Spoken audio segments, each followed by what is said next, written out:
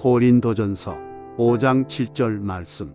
너희는 누룩 없는 자인데 새 덩어리가 되기 위하여 묵은 누룩을 내버리라. 우리의 유월절 양 곧 그리스도께서 희생되셨느니라. 아멘. 오늘은 3월 24일 우리가 종려 주일로 지키고 있습니다. 종려 주일은 예수님께서 예루살렘에 입성하실 때 사람들이 이 예수님을 맞이하기 위해서 자신들의 겉옷을 벗어서 길에 펴니다. 그리고 종려나무 가지를 꺾어 흔들면서 호산나 다윗의 자손이여 하고 환호성을 울리면서 예수님을 영접했던 이 사건을 기념하는 그런 주일이라고 할 수 있겠습니다. 당시 유대 팔레스타인 지역은 정치적으로 볼 때 로마의 식민조로서 압제를 받고 있었습니다. 경제적으로 볼 때는 먹고 살기가 매우 어려운 민생 파탄이라고 할 수 있겠죠. 어려운 상황 속에 또한 처해 있었습니다. 그럴 때 예수님이 나타나셔서 보리떡 5개와 물고기 2마리로 5,000명을 먹이시는 표적을 행하시지요. 뿐만 아니라 풍랑을 잔잔케 하시는 능력도 보여주셨습니다. 또 병든 자를 고치시는 그런 이적도 베풀어 주셨지요.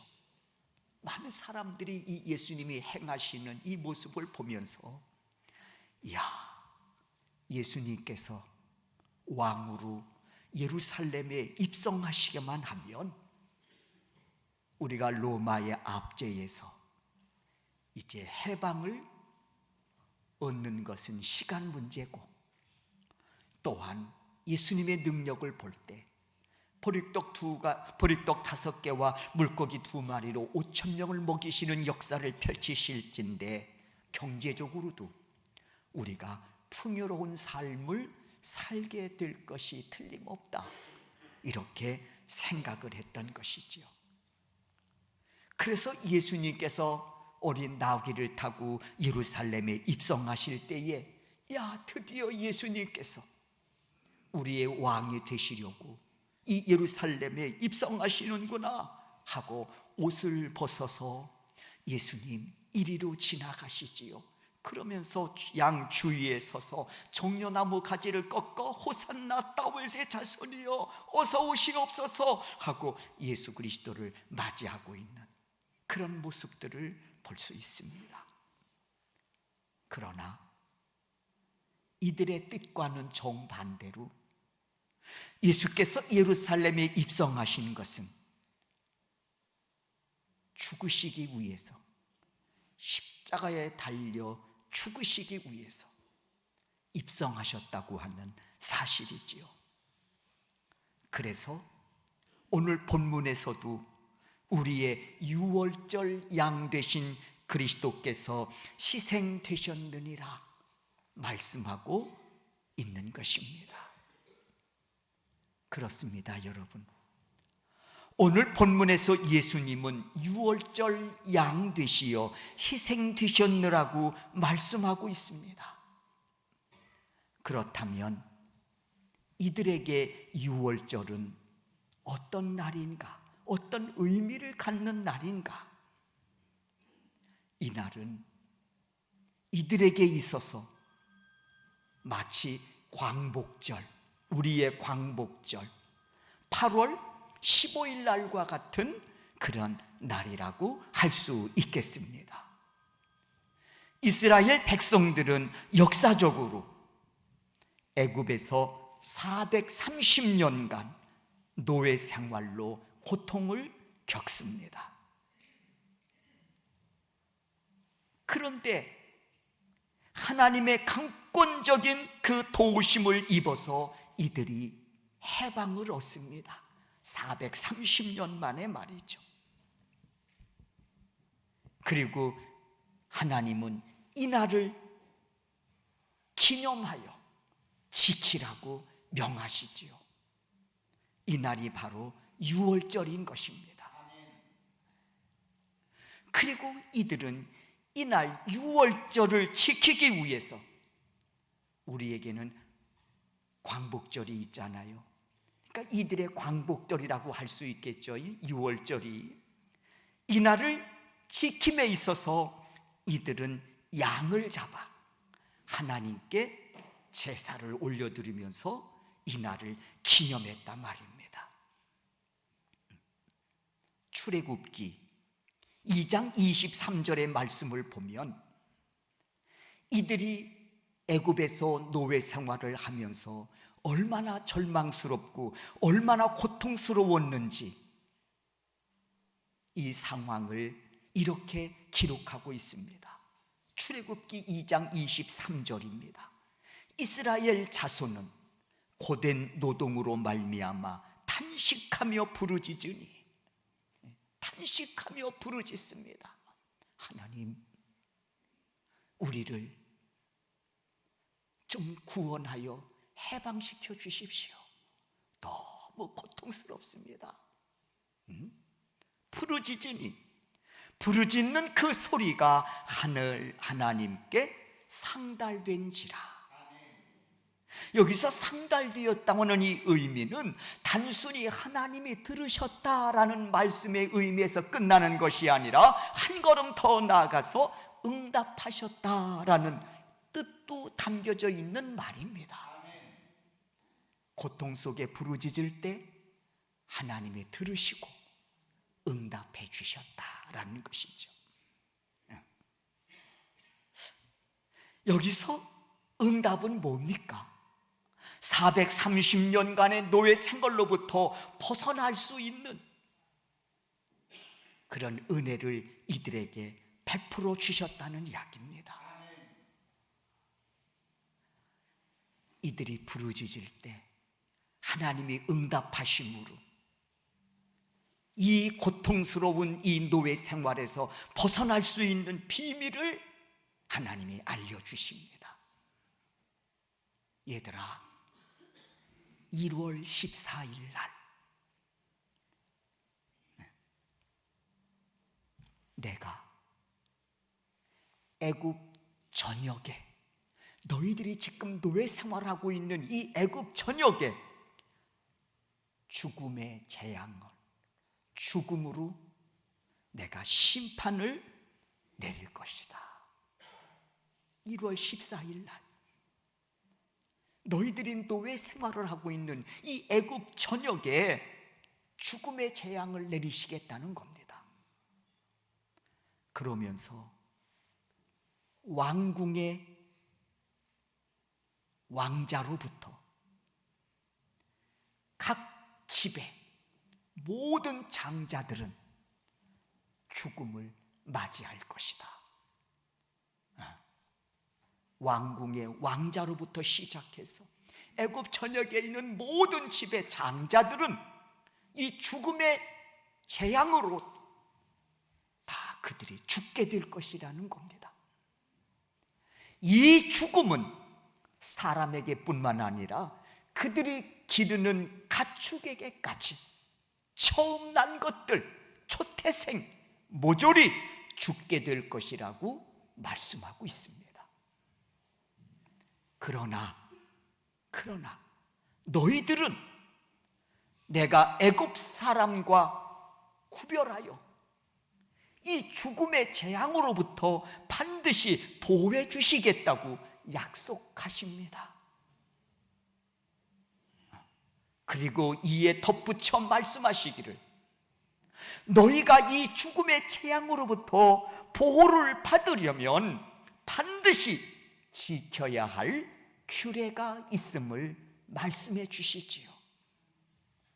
그 규례는 뭐냐?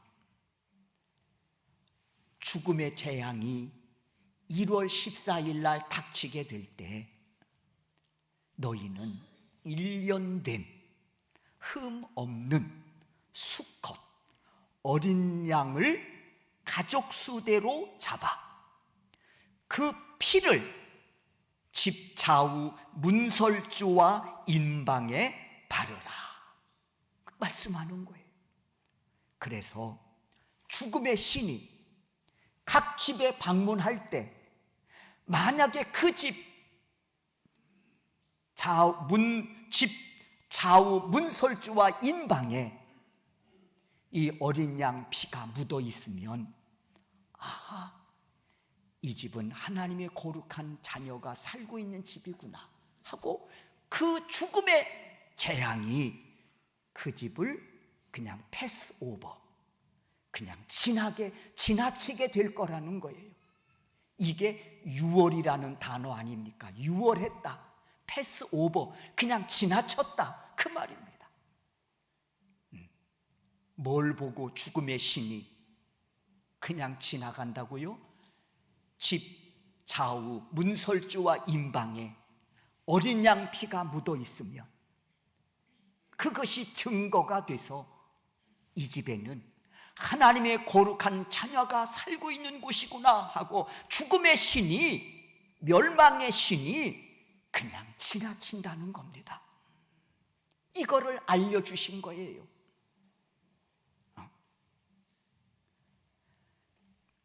이 비밀을 알려주시면서 이르시기를 그 죽음의 신으로 말미암아 애굽 전역에 애곡함이 울려 퍼질 때 너희들은 그날 밤 애굽을 탈출하라. 이래서 이스라엘 백성들은 하나님의 말씀대로 1월 14일 날 어린 양을 잡아 집 좌우 문설주 인방에 그 피를 바릅니다. 그리고 죽음의 신이 애굽 전역을 뒤덮일 때 그날 밤 이들이 애굽을 탈출해서 430년간의 노예 생활을 벗어나서 해방을 맞이하게 되는 것입니다. 그리고 이날을 유월절로 삼아 이날을 지키라, 기념하라 말씀한 것이지요. 그러니까 1월 14일 이 유월절은 우리나라로 말할 것 같으면 광복 8월 15일과 같은 날이다, 이렇게 생각하시면 될 것 같습니다. 그런데 여러분, 이들의 해방일 유월절 1월 14일 날 맞이하는 이 유월절 사건을 왜 우리가 관심을 가져야 되느냐라는 거예요. 왜? 8월 15일 광복절 같으면 모르겠지만 이들의 1월 14일 유월절 이 사건을 왜 우리가 관심을 가져야 되는가? 그것은 이 사건 속에는 영적인 비밀이 담겨져 있기 때문에 그렇습니다. 이 사건을 통해서 하나님은 오늘 우리에게 말씀하시고 싶은 것이 있기 때문에 그렇다는 겁니다. 그게 영적인 비밀이지요. 이 사건 속에는 그래서 영적인 비밀이 숨겨져 있는 겁니다. 그 비밀이 뭐냐? 바로 우리가 죄악에서 벗어나 구원받는 길, 즉 우리가 천국 가는 비밀이 이 사건 속에 담겨져 있다는 겁니다. 그래서 영적으로 이들이 430년간 노예 생활하고 있던 그 애굽을 뭘로 표현하는 거 아니? 죄악된 세상으로 표현하고 있습니다. 애굽에서 건져 하나님이 약속하신 땅으로 인도하셨다. 하나님이 우리를 죄악 세상에서 건져 천국으로 인도하셨다. 바로 이 사건 속에는 이런 영적인 비밀이 담겨져 있기 때문에 우리가 유월절을 관심 있게 보는 겁니다. 문제는 또 뭐냐? 이단들이 자꾸 이 유월절 문제를 가지고 믿는 자들을 현혹합니다.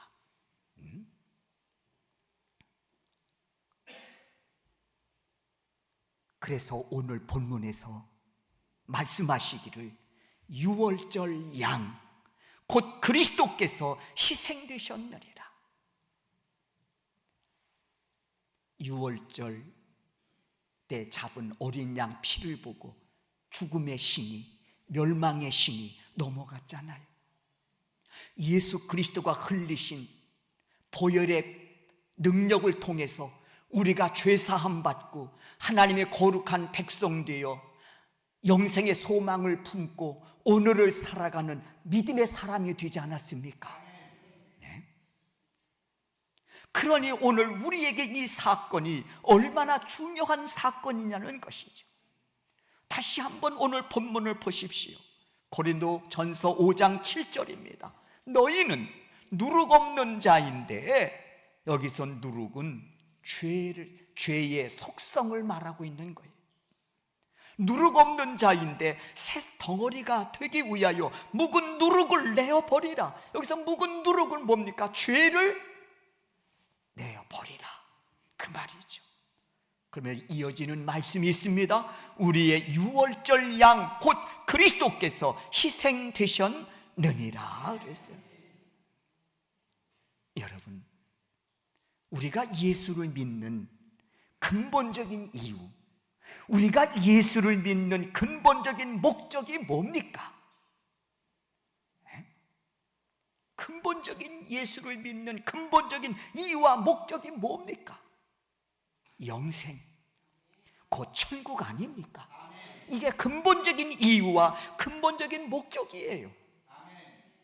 나머지는 부수적인 것이고, 우리가 살아가면서 건강도 필요하니 하나님 우리에게 건강을 주세요.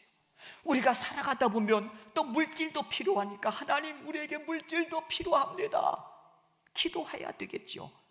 그러나 사실 이것은요, 부수적인 것이죠. 정말 근본적으로 우리가 예수를 믿는 이유와 목적은 영생과 천국이란 말이에요. 그래서 베드로전서 1장 9절에 보면 믿음의 결국 곧 영혼의 구원을 받음이라. 우리가 믿음 생활하는 궁극적인 목적은 뭐냐? 구원받기 위해서라는 겁니다. 우리가 그러므로 예수께서 이를 위해서 이 땅에 인간의 몸을 입고 오신 것이지요. 이에 대해서 마태복음 1장 21절에서 이렇게 말씀합니다. 예수 그리스도가 이 땅에 오심에 대해서, 그리고 십자가에 달려 죽으심에 대해서 이렇게 말씀합니다. 그가 자기 백성을 그들의 죄에서 구원할 자이심이니라. 그렇습니다, 여러분. 예수님은 우리의 모든 죄의 값을 치르기 위해서 십자가에 피 흘려 죽으심으로써 이를 믿는 자마다 영생의 길, 천국의 길을 열어놓으신 것입니다.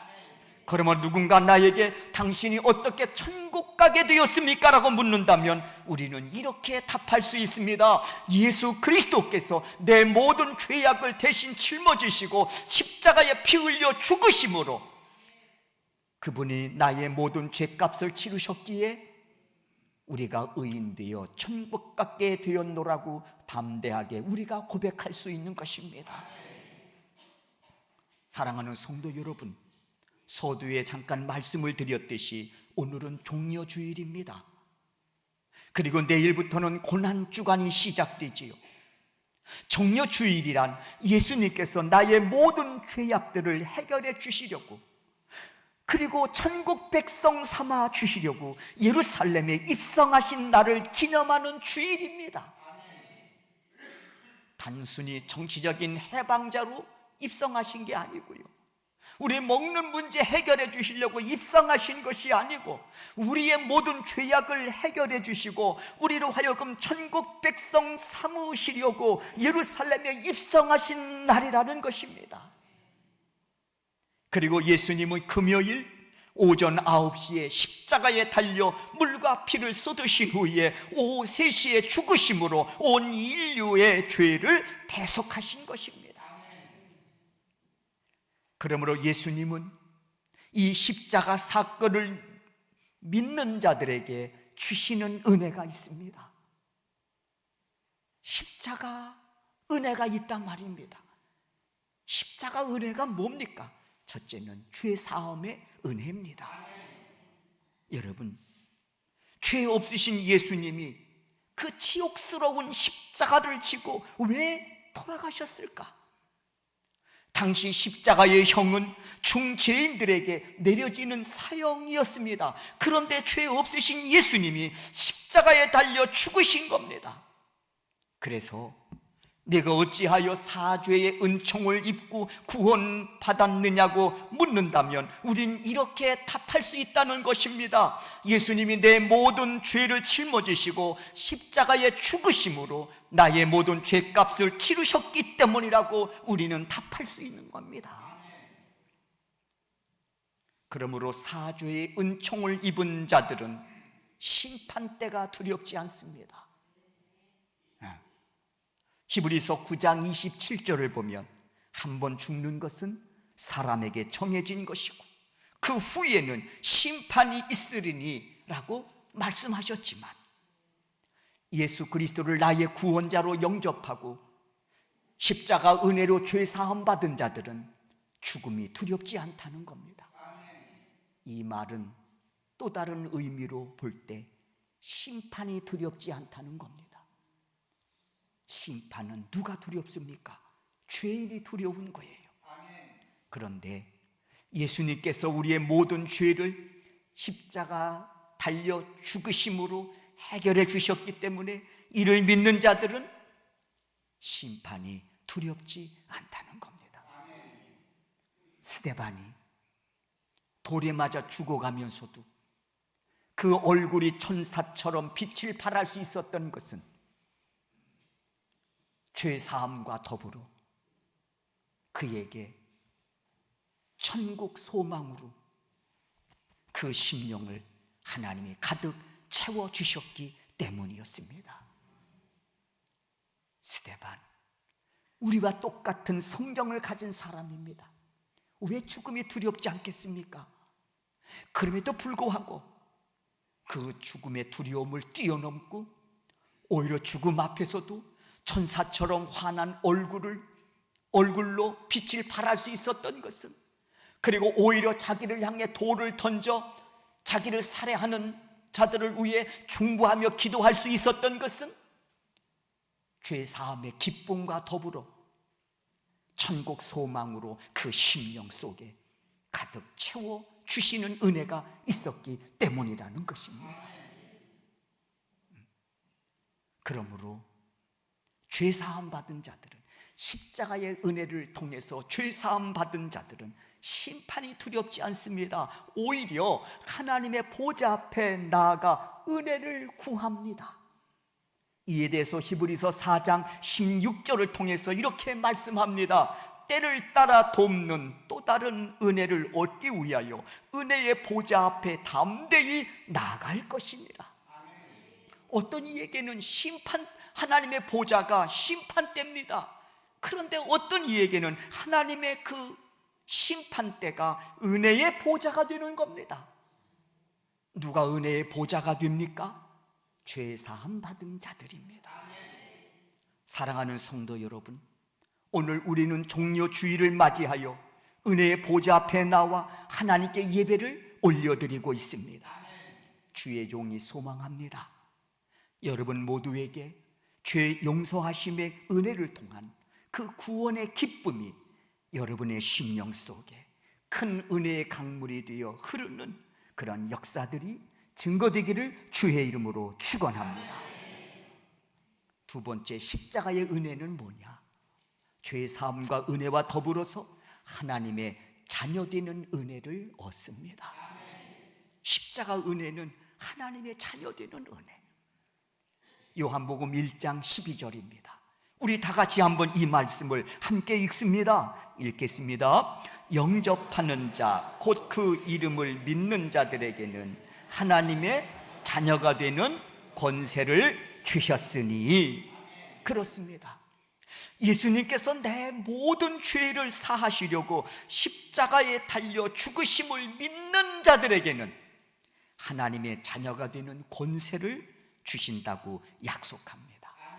여기서 자녀가 되는 권세란 뭐냐? 자녀이기에 누리는 특권을 말하는 겁니다.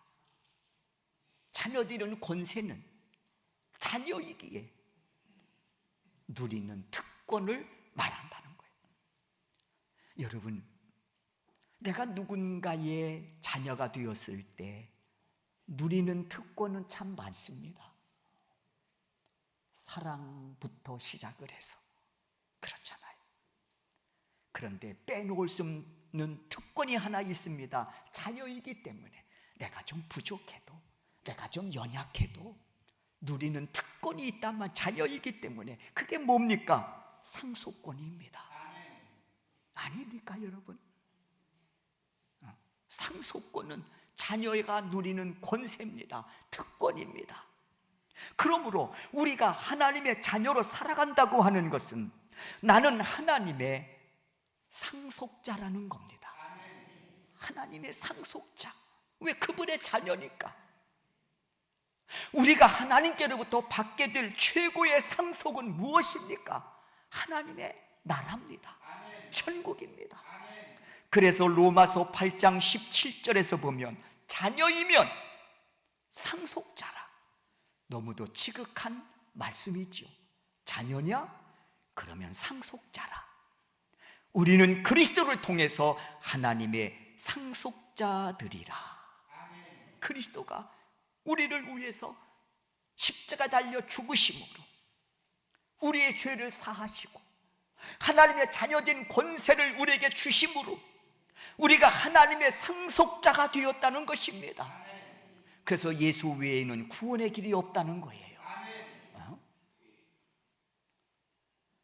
그러므로 여러분, 사죄의 은혜를 입어 하나님의 자녀된 권세를 입은 자들은 천국을 소망 삼고 오늘을 살아가는 믿음의 사람들입니다.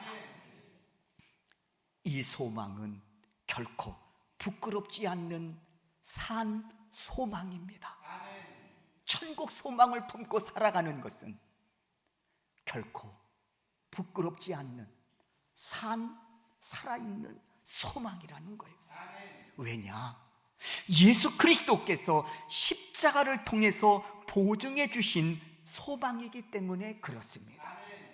십자가의 죽으심을 통해서 보증해 주신 소망이라는 거예요. 여러분, 우리가 브랜드라고 하는 일명, 우리가 물건을 사게 되면 그 속에 뭐가 들어있습니까? 보증서가 들어있습니다. 이 물건 책임집니다. 이 물건 진짜입니다. 금반지 한 돈을 사도 거기에 뭐가 들어있습니까? 보증서가 들어있습니다. 그리고 우리는 그 보증서를 보고 야, 이거 진짜구나. 누가 혹시라도 가짜 아니야? 뭔 소리요? 보증서가 있습니다. 봐, 진짜네. 아닙니까? 보증서. 우리가 하나님의 자녀되어 천국을 우리가 상속받았습니다. 그래서 오늘을 살아가고 있지만 천국 소망을 가슴에 품고 그날을 준비하며 오늘을 살아가고 있습니다. 천국 소망, 무엇이 보증입니까? 예수 그리스도께서 십자가의 죽으심으로 보증해 주셨단 말입니다. 십자가에 그래서 은혜 없이 우리가 살아갈 수가 없는 겁니다. 여러분, 이 소망 잃지 않고 살아가시는 우리 소명교회 성도 여러분들이 되실 수 있기를 주의 이름으로 축원합니다. 천국 소망은 예수 그리스도께서 십자가를 통해 보증해 주셨습니다. 우리 믿으시면 크게 아멘 하십시다. 아멘입니다. 세 번째 마지막이에요. 십자가 은혜는 세상 끝날까지 우리와 함께 하시는 은혜입니다. 마태복음 28장 20절입니다.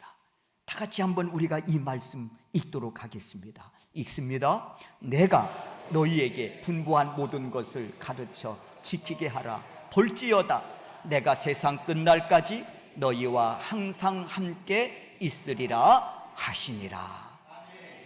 여러분, 이 말씀은 예수님께서 부활 승천하시면서 자녀된 믿음의 사람들에게 주신 약속의 말씀입니다.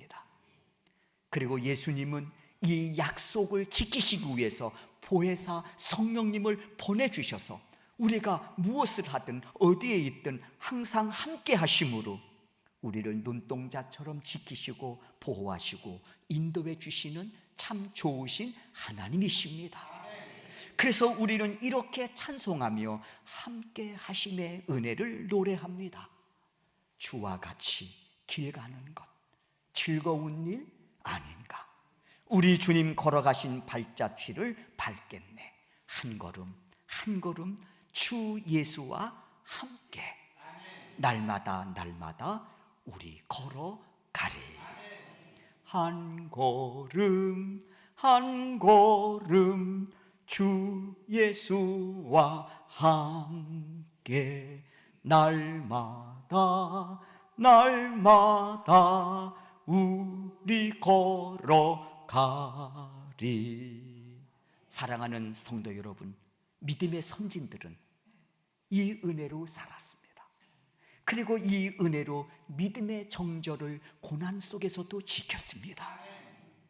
그리고 오늘 우리 역시 십자가 은혜로 죄사함과 하나님의 자녀 되어 영생의 소망을 품고 살아갈 때 그 하나님은 내 인생의 선한 목자가 되셔서 함께 하심으로 우리의 인생을 책임져 주시는 좋으신 하나님이심을 믿습니다.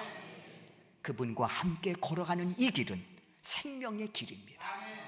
구원의 길이고 영생에 이르는 길입니다. 하나님은 우리가 이 길을 완주할 수 있도록 오늘도 우리와 함께하여 주시겠다고 약속하고 계십니다.